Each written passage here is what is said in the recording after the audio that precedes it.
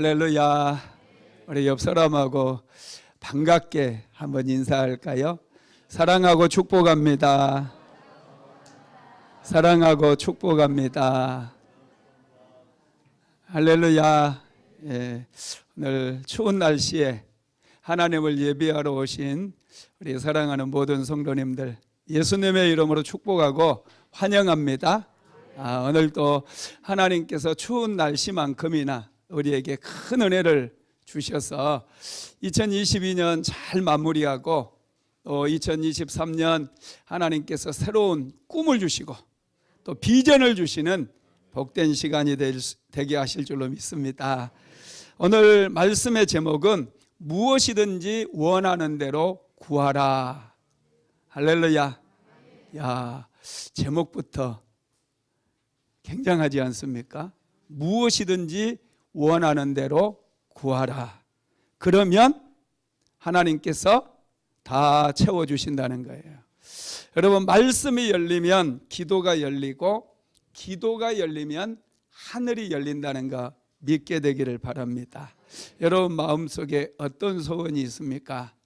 2022년도에도 많은 마음속에 소원이 있었지만 아직까지도 이루어지지 않는 그런 소원들이 있을 줄로 압니다. 그러나 오늘 말씀을 통해서 저와 여러분의 모든 소원들 또 기도 제목들이 이루어지는 그런 시간이 되기를 주님의 이름으로 축원합니다.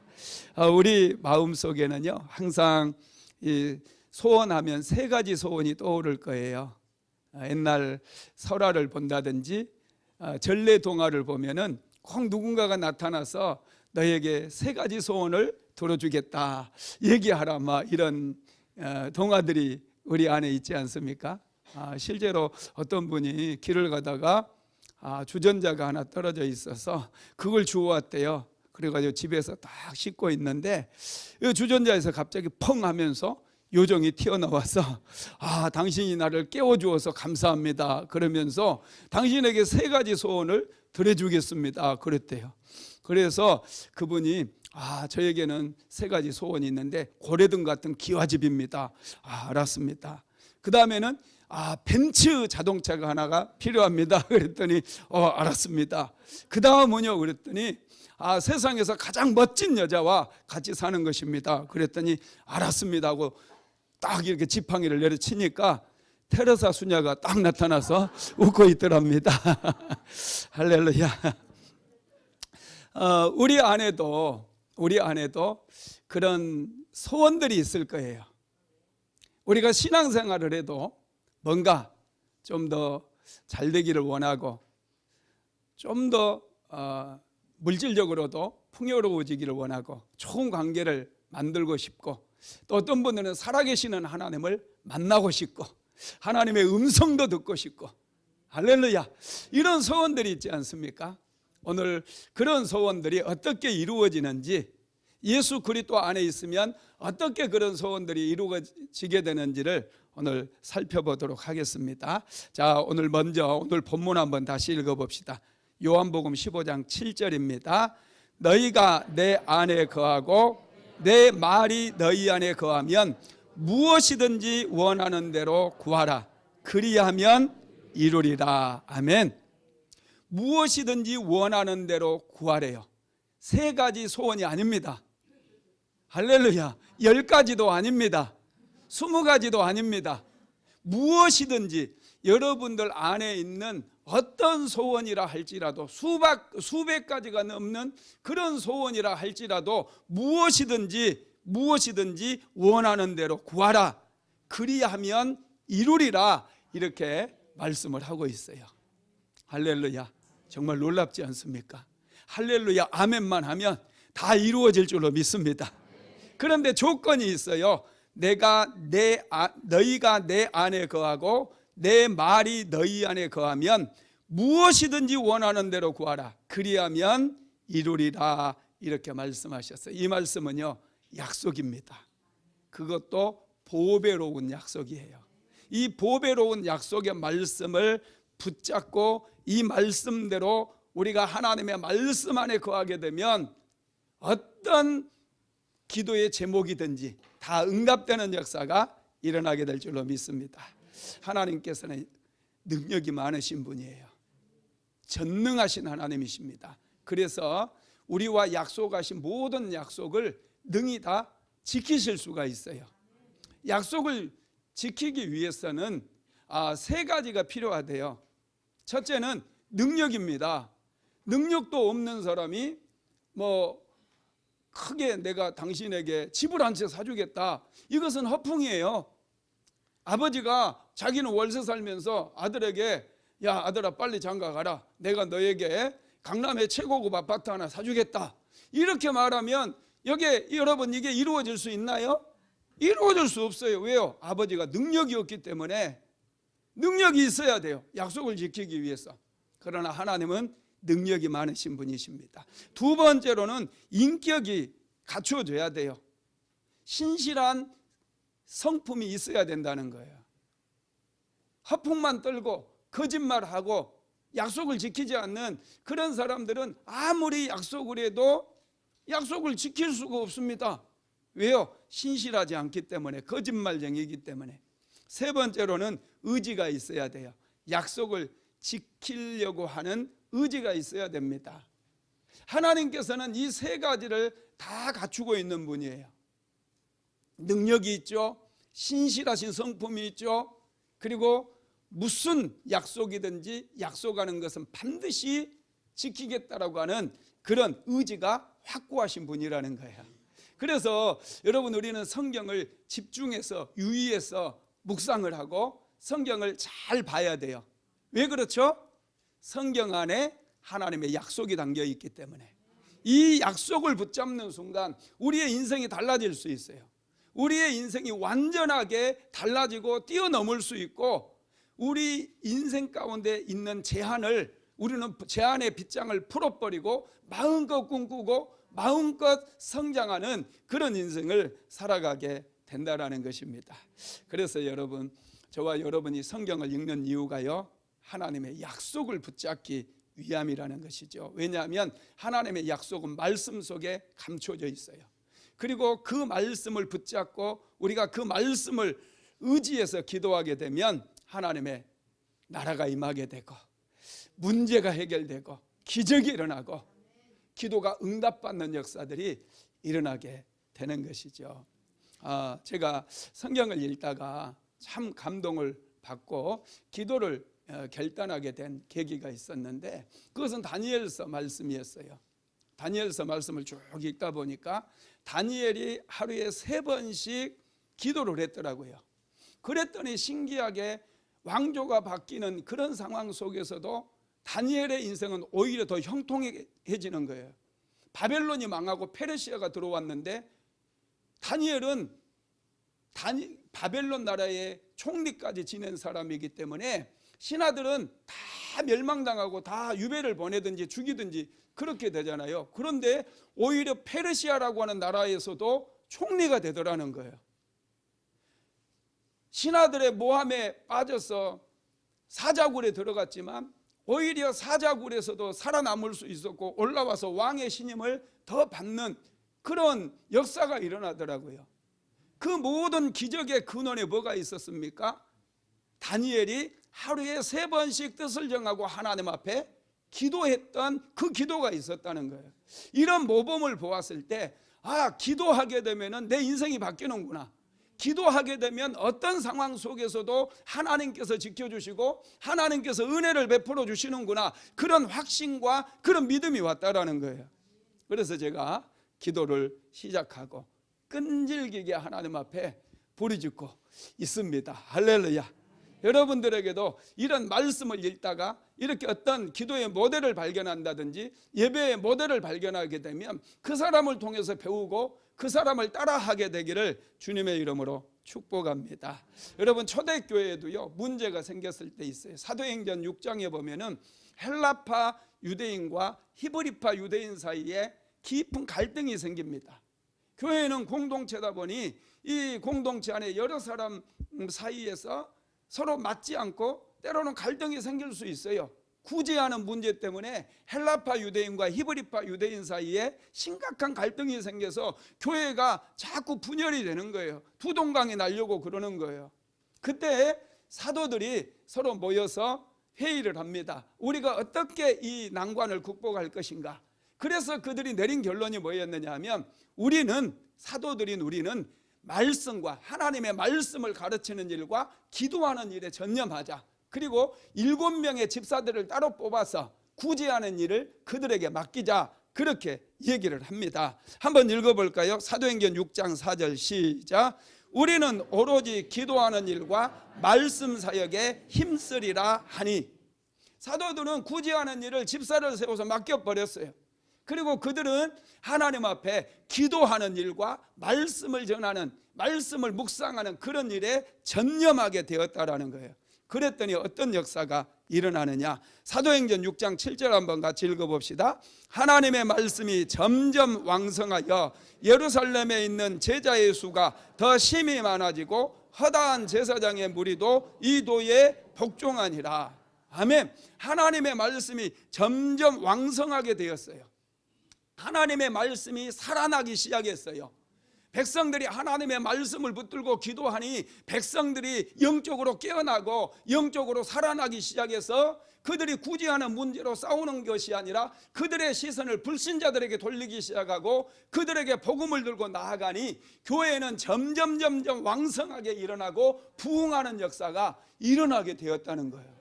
와, 여러분 놀랍지 않습니까? 정말 놀라운 거예요. 말씀 붙들고 기도하니 이런 역사가 일어나게 되었다는 거예요.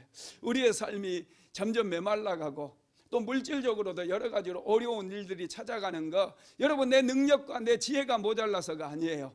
내가 하나님의 말씀과 점점 거리가 멀어져 가고 내가 하나님 앞에 기도하는 것들이 세상 것만 구하고 세상 것만 찾게 되어질 때 우리는 오히려 결핍을 경험하게 되고 실패를 경험할 수 있다는 거예요.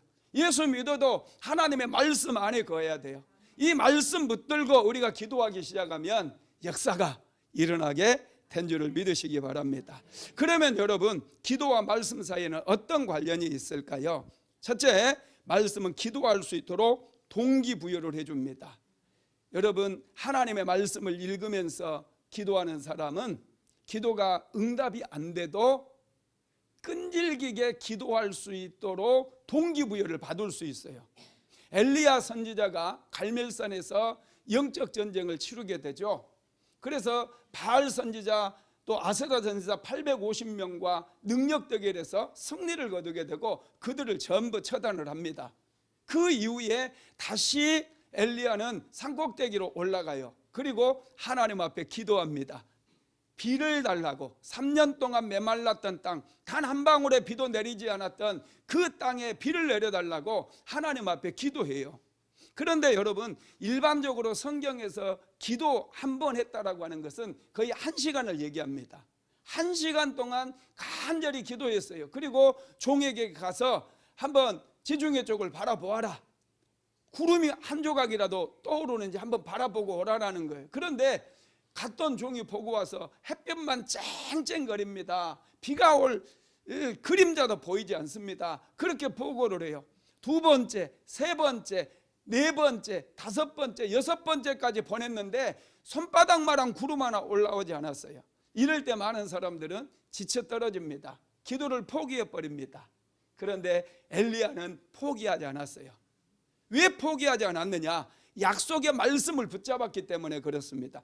열왕기상 18장 1절 말씀 한번 읽어봅시다. 많은 날이 지나고 제3년에 여호와의 말씀이 엘리야에게 임하여 이르시되 너는 가서 아합에게 보이라. 내가 비를 지면에 내리리라. 아멘. 하나님께서 엘리야 선지자에게 비를 지면에 내려주시겠다라고 하는 이 약속의 말씀이 있었어요. 그래서 6번까지 6시간이나 그가 하나님 앞에 끈질기게 기도했어도 비가 내리지 않았지만 멈추지 않았습니다. 포기하지도 않았습니다. 하나님께서 반드시 비를 지면에 내려주실 것을 믿고 끈질기게 기도했다는 거예요. 이 기도가 능력 있는 기도고 지치지 않는 기도고 이 기도가 반드시 응답받는 기도가 된다라는 것입니다. 하나님께서는 우리가 기도할 때 기도가 안 되면은 쉽게 낙심에 빠진다라는 걸 알고 계셔요. 그래서 우리에게 말씀을 주시는 거예요. 특별히 성경에 보면은 기도하는 사람들이 얼마나 많습니까? 그런데 그분들이 기도했다고 바로바로 응답받는 건 아니었어요.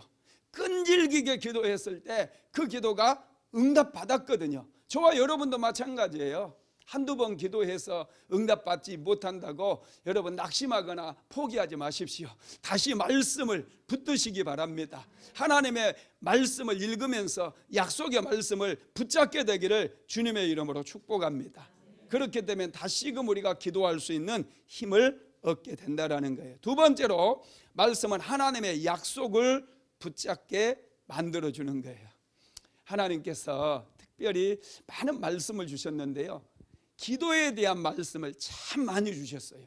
기도에 대한 약속을 많이 주셨습니다. 예레미야서 33장 3절 한번 읽어볼까요? 너는 내게 부르짖으라. 내가 내게 응답하겠고 내가 알지 못하는 크고 은밀한 일을 내게 보여주리라. 여러분, 이건 하나님의 약속이에요. 너는 내게 부르짖으라. 내가 내게 응답하겠고 내가 알지 못하는 크고 은밀한 일을 내게 보여주리라. 할렐루야. 내가 부르짖어 기도하면 하나님께서 응답해 주신다는 거예요. 내가 알지도 못하는, 한 번도 상상도 하지 못했던 그런 은밀한 일들을 나에게 보여주시겠다라는 거예요. 여러분, 이런 말씀이 늘 목사님의 설교 제목이 돼야 되는 게 아니라 내 기도의 재료가 돼야 된다는 거예요. 이런 약속을 우리가 붙잡아야 된다는 거예요.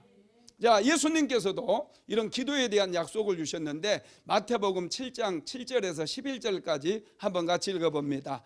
구하라 그리하면 너희에게 주실 것이요, 찾으라 그리하면 찾아낼 것이요, 문을 두드리라 그리하면 너희에게 열릴 것이니 구하는 이마다 받을 것이요, 찾는 이는 찾아낼 것이요, 두드리는 이에게는 열릴 것이니라. 너희 중에 누가 아들이 떡을 달라 하는데 돌을 주며 생선을 달라 하는데 뱀을 줄 사람이 있겠느냐? 너희가 악한 자라도 좋은 것으로 자식에게 줄 알거든 하물며 하늘에 계신 너희 아버지께서 구하는 자에게 좋은 것으로 주시지 않겠느냐. 아멘. 구하라는 거야. 구하라 그리하면 너희에게 주실 것이요, 찾으라 그리하면 찾아낼 것이요, 문을 두드리라 그리하면 열릴 것이라. 오, 할렐루야. 이건 약속의 말씀이거든요. 구하고 찾고 두드리면 하늘문도 열려지는 줄 믿으시기 바랍니다. 아, 얼마나 이 말씀이 힘이 되고 감사한지 몰라요. 야, 너 내가 기도 응답해 줄 테니까 집 팔아서 헌금해라. 할렐루야. 뜨악. 아, 나 안 믿어. 1,000만 원 헌금할래? 아, 이것도 뜨악. 여러분, 그게 아니잖아요. 하나님께서는 그냥 구하고 찾고 두드리라는 거예요. 그러면 열릴 거다는 거예요. 얼마나 여러분 놀라운 약속입니까? 이런 약속의 말씀을 우리가 여러분 받아야 됩니다. 받아야 돼요. 우리가 기도할 때 정말 하나님께서 많은 약속들을 주셨는데요, 특별히 요한복음 14장에서부터 16장에서 주신 이 약속의 말씀, 특별히 오늘 그 요한복음 15장 7절 본문 말씀인데 너희가 내 안에 거하라는 거예요. 이 말씀이 아주 중요한 말씀이기 때문에 이 말씀을 한번 깊이 묵상하게 되기를 주님의 이름으로 축복합니다. 요한복음 14장에서 16절에서 예수님께서는 반복해서 기도에 대해서 그리고 풍성한 열매에 대해서 반복해서 말씀을 하고 계셔요.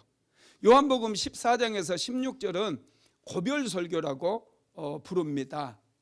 예수님께서 세상을 이제 세상에서의 공생의 사역을 다 감당하시고 마지막으로 제자들에게 유언처럼 하셨던 말씀이라는 거예요. 마지막으로 세상을 떠나면서 제자들에게 주신 말씀이 고별설교인데 그 고별설교에서 예수님께서는 반복적으로 기도에 대해서 말씀하고 있어요. 요한복음 14장 12절 한번 같이 읽어봅니다. 내가 진실로 너희에게 이르노니 나를 믿는 자는 내가 하는 일을 그도 할 것이요 또한 그보다 큰 일도 하리니 이는 내가 아버지께로 감이라. 기도하면 큰 일을 할 수 있다는 거예요. 예수님이 하셨던 일을 할 뿐만 아니라 하셨던 일보다 더 큰 일도 할 수 있다고 우리에게 말씀해 주고 있어요. 뿐만 아니라 기도하면 풍성한 열매를 맺게 된다고 그랬는데 15장 5절에서 6절 한번 읽어봅시다. 나는 포도나무여 너희는 가지라. 그가 내 안에 내가 그 안에 거하면 사람이 열매를 많이 맺나니 나를 떠나서는 너희가 아무것도 할 수 없음이라. 사람이 내 안에 거하지 아니하면 가지처럼 밖에 버려져 마르나니 사람들이 그것을 모아다가 불에 던져 사르느니라. 예수님 안에 거할 때 풍성한 열매를 맺을 수 있다는 거예요. 풍성한 열매를 맺으면 누가 영광을 받을까요? 15장 8절 한번 읽어봅니다. 너희가 열매를 많이 맺으면 내 아버지께서 영광을 받으실 것이요 너희는 내 제자가 되리라. 아멘. 우리가 열매를 많이 맺게 되면 하나님 아버지께서 영광을 받으신다는 거예요. 이 많은 열매를 강조하는 말씀 사이, 이 15장 6절과 8절 사이에 15장 7절 말씀이 있어요. 7절 다시 한번 읽어봅시다. 시작. 너희가 내 안에 거하고 내 말이 너희 안에 거하면 무엇이든지 원하는 대로 구하라. 그리하면 이루리라. 이 말씀이 무슨 의미가 있느냐? 풍성한 열매를 맺기를 원하는 사람들은 반드시 해야 될 일이 있는데 그것이 하나님의 말씀을 우리 안에 거하게 하고 무엇이든지 원하는 것이 있으면 하나님 앞에 기도하는 일, 그것을 해야 된다는 거예요. 여러분 아시겠죠? 사슴이 나타나지 않아도 되고요, 주전자를 줍지 않아도 돼요. 우리가 하나님의 말씀 안에 거하기만 하면, 그리고 우리 안에 무슨 기도 제목이나 소원이 있다면 하나님 앞에 기도하라는 거예요. 기도하면 하나님께서 그 모든 기도에 응답해 주시겠다, 이렇게 말씀을 하고 있는 것이죠. 여러분 그렇습니다. 그래서 기도하게 되면 큰 기쁨이 우리에게 임해요. 왜 기쁨이 임할까요? 기도가 응답되기 때문에. 할렐루야. 기도하는 사람들은 행복합니다. 기도하는 사람에게는 항상 기쁨이 넘치게 됩니다. 요한복음 16장 23절에서 24절까지 한번 같이 읽어봅시다. 그날에는 너희가 아무것도 내게 묻지 아니하리라. 내가 진실로 진실로 너희에게 이르노니 너희가 무엇이든지 아버지께 구하는 것을 내 이름으로 주시리라. 지금까지는 너희가 내 이름으로 아무것도 구하지 아니하였으나 구하라. 그리하면 받으리니 너희 기쁨이 충만하리라. 할렐루야. 기쁨이 충만하게 된다는 거예요. 너희의 기쁨이 충만하게 된다는 거예요. 왜요? 기도가 응답받기 때문에. 하나님의 나라는 기쁨의 나라예요. 하나님의 백성들 안에는 기쁨이 넘쳐야 돼요. 기쁨이 충만해야 돼요. 하나님께서 우리의 기도에 응답해 주시기 때문에, 하나님께서 우리에게 은혜를 베풀어 주시기 때문에 하나님의 백성들의 얼굴은 밝아야 돼요. 할렐루야. 오늘 우울증 다 치료될 줄로 믿습니다. 우리 안에 기쁨이 넘치게 될 줄로 믿습니다. 하나님은 우리에게 기쁨을 주시기를 원해요. 제가 늘 드리는 말씀이 있어요. 은행 계좌에 돈이 떨어지는 것보다, 잔고가 바닥나는 것보다 우리 마음에 기쁨이 바닥나는 것이 더 큰 위기라는 거예요. 하나님께서는 우리 마음속에 기쁨을 넘치도록 채워주시기를 원한다는 걸 믿으시기 바랍니다. 세 번째로 우리는 말씀을 통해 깊은 기도를 배우게 됩니다. 여러분 성경에 기도하는 사람들이 참 많이 나오잖아요. 성경에 믿음의 사람들은 한결같이 기도하는 사람들이었어요. 모세도 아브라함도 여호수아도 다윗도 엘리사도 다니엘도 에스더도 한결같이 기도하는 사람들이었어요. 기도하는 사람들은 세상을 잘 살았어요. 기도하는 사람은 비굴하지 않았어요. 기도하는 사람들은 낙심하지도 않아요. 어떤 상황 가운데서도 기도하는 사람들은 용기가 있었어요. 기도하는 사람은 뒤로 물러서는 법이 없었어요. 어떤 상황 속에서도 하나님 바라보고 앞으로 전진하는 그런 인생을 살았다라는 거예요. 그래서 아브라함이 기도했을 때 소돔과 고모라에서 롯이 구출을 받게 되지 않았습니까? 모세가 기도했을 때 홍해바다가 갈라졌고 반석을 치니 반석에서 생수의 강물이 터져나오는 그런 역사가 일어났어요. 여호수아가 기도했을 때 하늘의 태양이 멈춰버렸어요. 여호수아가 기도했을 때 여리고성이 무너지는 놀라운 역사가 일어났어요. 한나가 기도했을 때 비천한 여인이었어요.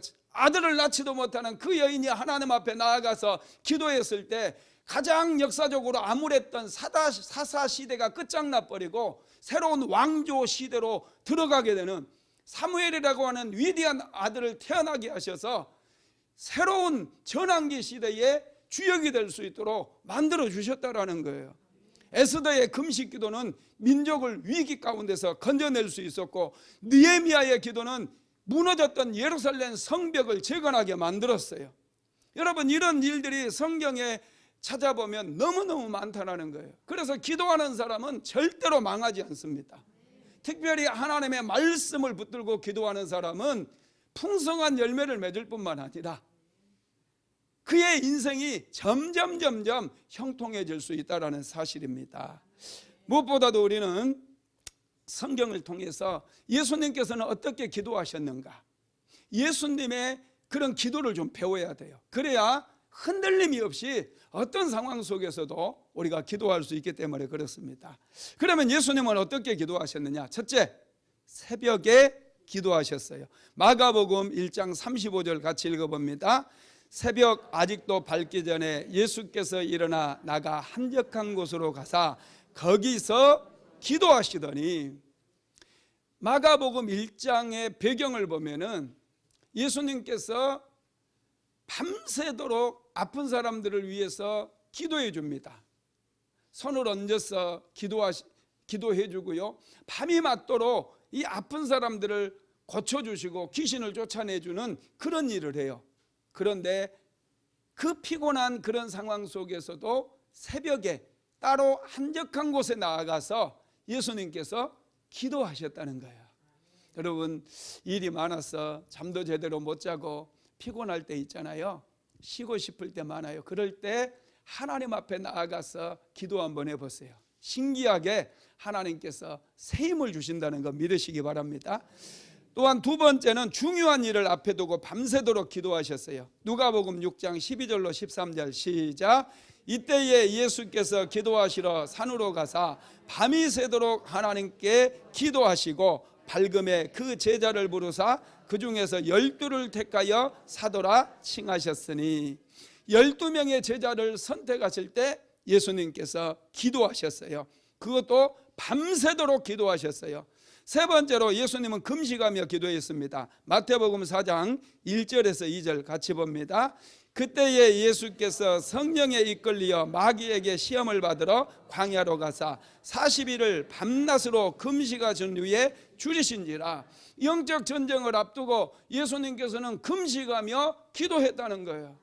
뭔가 일이 안 풀리고 될 듯 하면서 일이 잘 안 풀릴 때가 있어요. 기도해도 문제가 더 생기고 계속해서 사건 사고가 빈번할 때가 있습니다. 이럴 때 우리 믿음의 백성들은 금식하면서 영적 전쟁을 치러야 돼요. 금식하며 기도할 때 예수님께서도 사탄의 3번의 시험을 이기고 승리하셨다는 거 믿으시기 바랍니다. 네 번째로 예수님은 감사하며 기도했어요. 요한복음 11장 41절 같이 읽어봅니다. 돌을 옮겨 놓으니 예수께서 눈을 들어 우러러보시고 이르시되 아버지여 내 말을 들으신 것을 감사하나이다. 죽었던 나사로를 살리기 전에 예수님은 먼저 하나님께 감사하면서 기도했어요.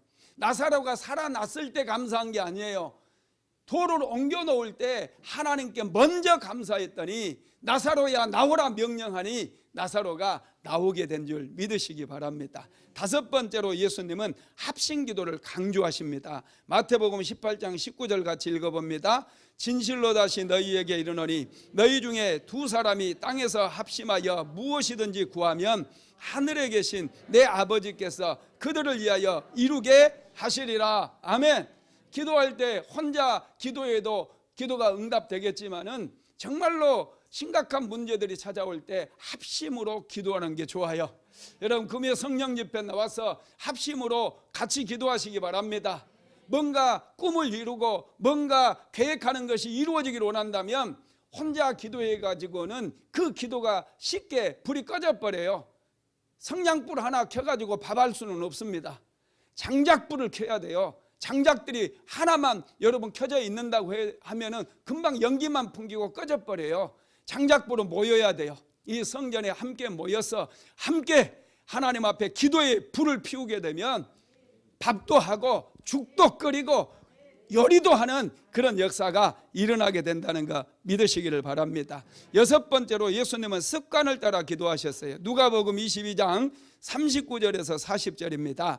예수께서 나가사 습관을 따라 감람산에 가심에 제자들도 따라갔더니 그곳에 이르러 그들에게 이르시되 유혹에 빠지지 않게 기도하라 하시고, 예수님에게는 기도 습관이 있었어요. 기도 습관 만드는 거 굉장히 어렵습니다. 기도 습관을 만들기 위해서 필요한 게 기도의 3요소가 필요해요. 시간을 정해야 돼요. 장소를 정해야 돼요. 기대 제목이 있어야 돼요. 이 세 가지만 있으면 우리는 그 시간 되면 그 장소에 나가서 기도 제목 가지고 부르짖고 기도할 수 있어요. 그런데 여러분, 습관이 만들어지는 것은 무척 어렵습니다. 그런데 예수님께서는 이 기도 습관이 있었고 우리도 기도 습관을 만들기를 원한다라는 거예요.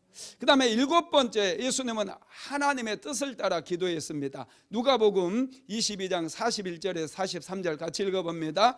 그들을 떠나 돌 덜진 만큼 무릎을 꿇고 기도하여 이르시되 아버지여, 만일 아버지의 뜻이거든 이 잔을 내게서 옮기시옵소서. 그러나 내 원대로 마시옵고 아버지의 원대로 되기를 원하나이다 하시니 천사가 하늘로부터 예수께 나타나 힘을 더하더라. 아멘. 예수님께서 기도할 때 아버지의 뜻을 구했다는 거예요. 저와 여러분도 기도할 때 하나님의 뜻이 어디에 있는지 먼저 알아야 돼요. 그래서 아버지의 뜻을 구하는 기도가 능력 있는 기도입니다. 여덟 번째로 예수님의 중보 기도는 지금도 계속되고 있어요.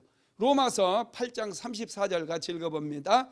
누가 정죄하리요, 죽으실 뿐 아니라 다시 살아나신 이는 그리스도 예수시니 그는 하나님 우편에 계신 자요 우리를 위하여 간구하시는 자신이라. 아멘.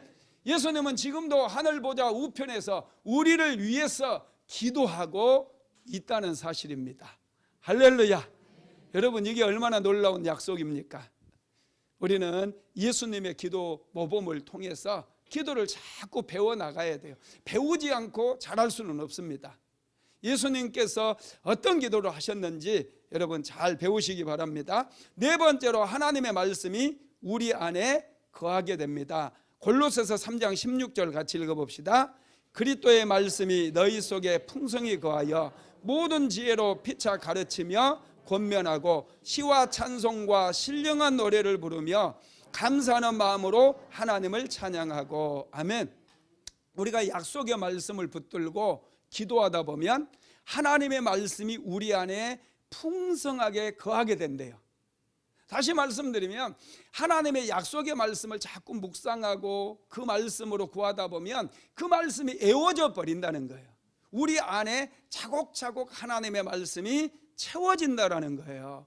그러면은 여러분 어떻게 됩니까? 이 말씀이 능력이 돼버려요. 능력으로 나타나 가지고 이 말씀이 풍성한 열매를 맺게 만들고 이 말씀이 우리 기도에 생명력을 공급해 주는 거예요.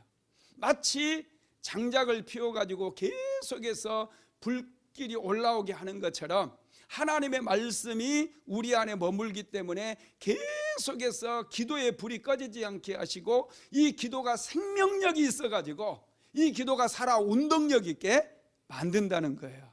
할렐루야. 야, 정말 놀랍죠. 정말 놀라운 약속입니다. 하나님의 말씀이 여러분 안에 넘쳐나기를 주님의 이름으로 축복합니다. 우리는 어떻게 하나님의 말씀이 우리 안에 풍성하게 거하게 할 수 있느냐? 첫째는 하나님의 말씀을 즐거워해야 돼요. 하나님의 말씀을 즐거워하는 거 아주 이게 큰 능력입니다. 자, 시편 1편 2절로 3절 같이 읽어봅시다. 오직 여호와의 율법을 즐거워하여 그의 율법을 주야로 묵상하는도다. 그는 시냇가에 심은 나무가 철을 따라 열매를 맺으며 그 잎사귀가 마르지 아니한 같으니 그가 하는 모든 일이 다 형통하리로다. 아멘. 하나님의 말씀을 즐거워하는 거예요. 하나님의 말씀을 즐거워한다는 것은 말씀을 사랑한다는 거예요. 사랑하는 사람을 우리는 가까이 합니다. 늘 보고 싶어 합니다. 그리워합니다. 생각합니다. 하나님의 말씀을 우리가 즐거워하고 사랑하게 되면 말씀을 늘 가까이 하고 늘 말씀을 묵상하고 늘 그 말씀을 떠올리게 된다라는 것이죠. 여러분, 우리가 인생을 살면서 반드시 기억해야 될 게 뭐냐면 내가 사랑하는 것이 내 주변에 모인다는 거예요. 사람을 좋아하는 사람은 사람이 주변에 많이 모여요. 여러분, 하나님의 말씀을 사랑하고 하나님의 말씀을 주야로 묵상하게 되면 우리 안에 하나님의 말씀이 계속해서 머물게 되고 이 말씀으로 인해서 우리는 풍성한 열매를 맺게 된다는 거죠. 그래서 하나님께서는 여호수아에게 말씀을 묵상하라고 반복해서 말씀했어요. 자, 여호수아서 1장 8절 읽어봅시다. 이 율법책을 내 입에서 떠나지 말게 하며 주야로 그것을 묵상하여 그 안에 기록된 대로 다 지켜 행하라. 그리하면 내 길이 평탄하게 될 것이며 내가 형통하리라. 아멘. 하나님의 말씀을 입에서 떠나지 말게 하고 주야로 그 말씀을 묵상하고 반복해서 묵상하고 그 말씀 붙들게 되면은 내 길이 평탄하게 될 거예요. 내 장애물이 다 사라지게 된다는 거예요. 그리고 인생이 형통한 인생이 된다라는 사실입니다. 역대하 20장에 보면은 모압과 암몬 군대 수만 명이 남왕국 유다를 쳐들어왔던 사건이 기록이 되어 있어요.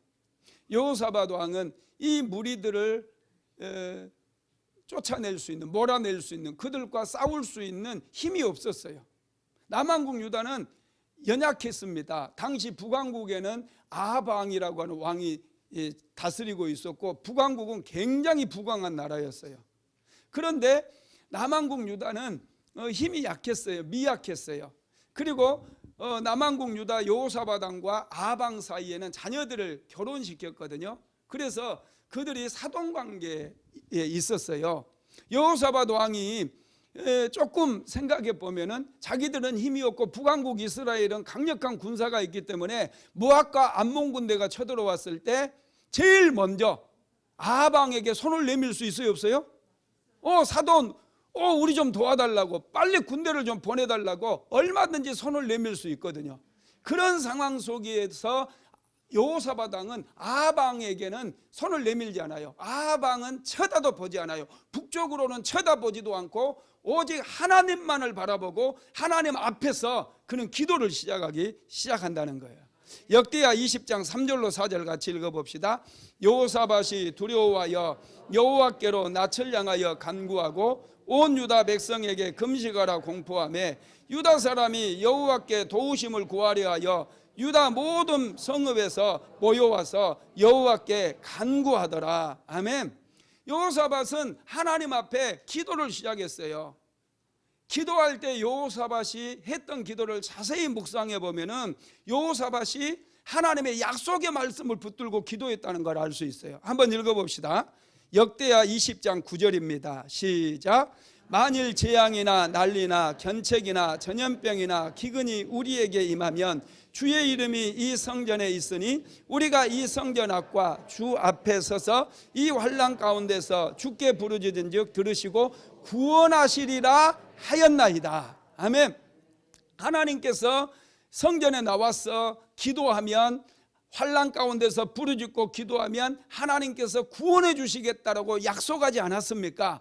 이 약속의 말씀을 붙들고 여호사밧이 기도했다는 거예요. 그런데 이 약속은 하나님께서 솔로몬 왕에게 주셨던 그 약속의 말씀이었거든요. 한번 읽어볼까요? 역대하 7장 12절에서 16절입니다. 시작.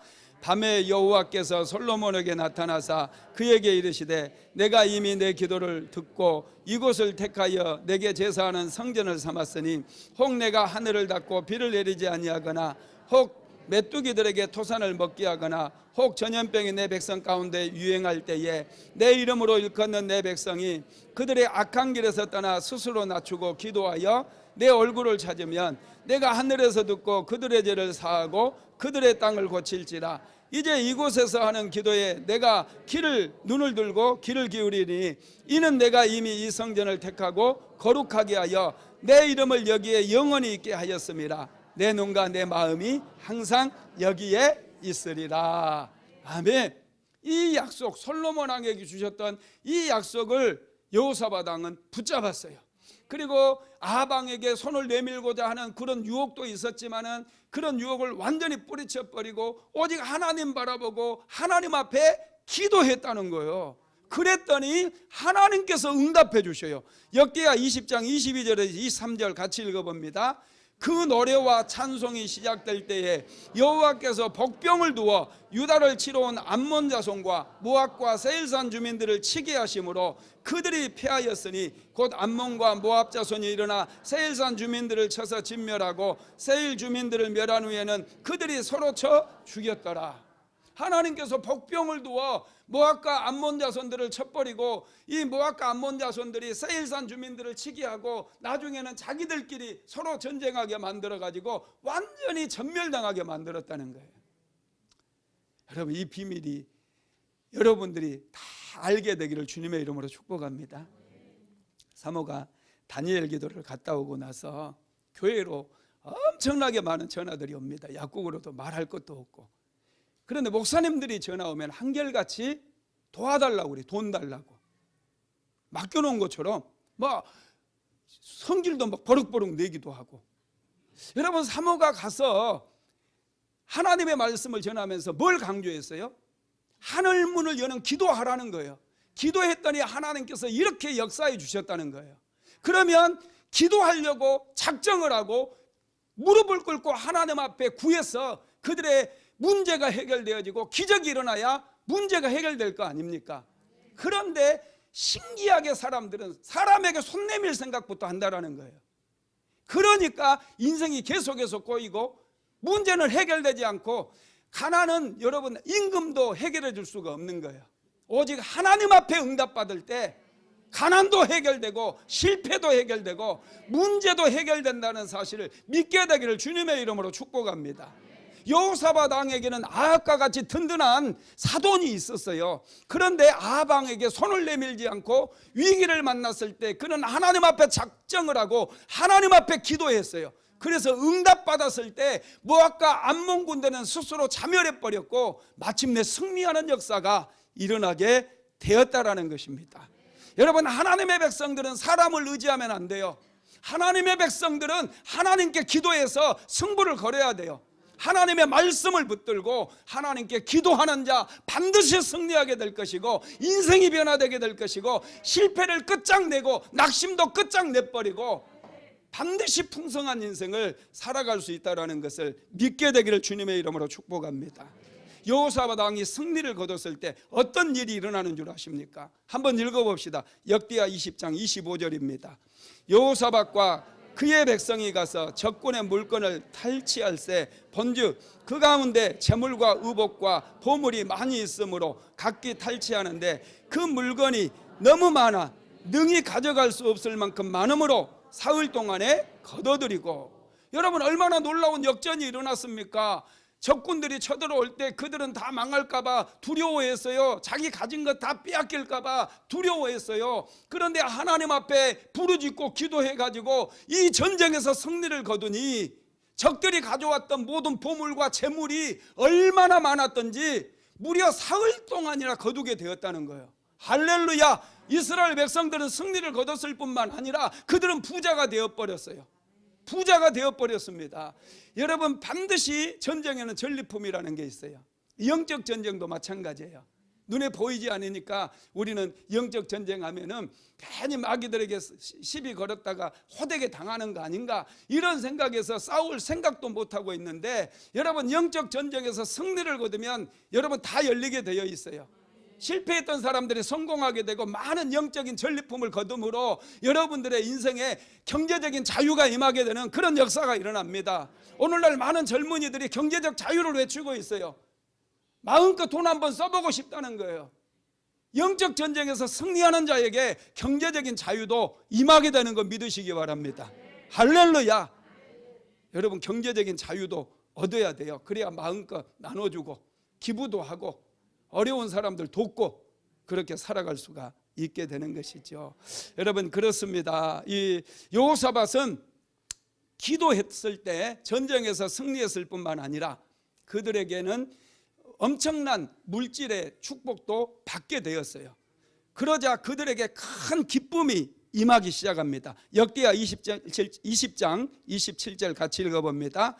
유다와 예루살렘 모든 사람이 다시 여호사밧을 선두로 하여 즐겁게 예루살렘으로 돌아왔으니 이는 여호와께서 그들이 적군을 이김으로써 즐거워하게 하셨습니다.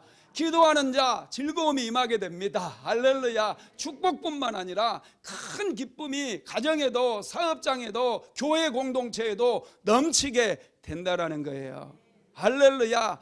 그래서 이스라엘 백성들은 비파를 치고 수금을 치면서 하나님의 성전에 가서 하나님을 예배하게 됩니다. 역대하 20장 28절 읽어봅니다. 그들이 비파와 수금과 나팔을 합주하고 예루살렘에 이르러 여호와의 전에 나가니라. 할렐루야.